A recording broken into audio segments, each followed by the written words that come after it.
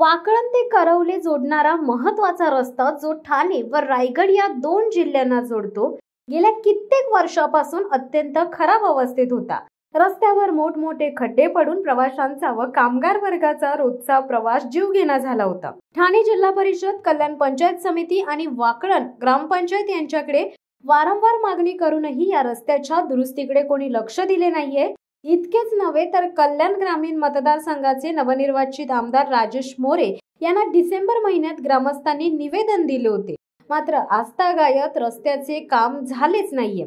यावर्षी मुसळधार पावसामुळे परिस्थिती आणखी बिकट झाली आहे। खड्ड्यांचे साम्राज्य निर्माण झाल्याने दररोज सायकल, दुचाकी, रिक्षा, कार व इतर वाहनांनी ये-जा करणाऱ्या ग्रामस्थांसह कामगारांना मोठ्या अडचणींना सामोरे जावे लागत होते।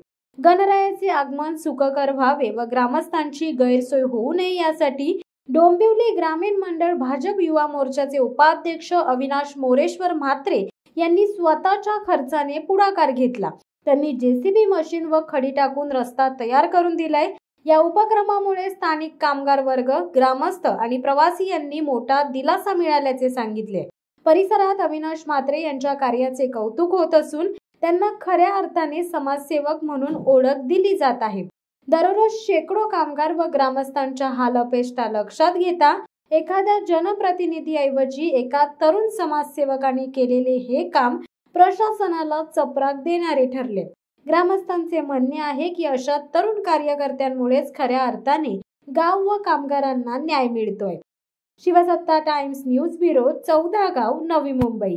दे धडक बेधडक वृत्त देणाऱ्या आपल्या शिवसत्ता टाइम्स न्यूज चॅनलला लाल बटन दाबून सबस्क्राईब करा आणि बेल आयकॉनला क्लिक करायला विसरू नका।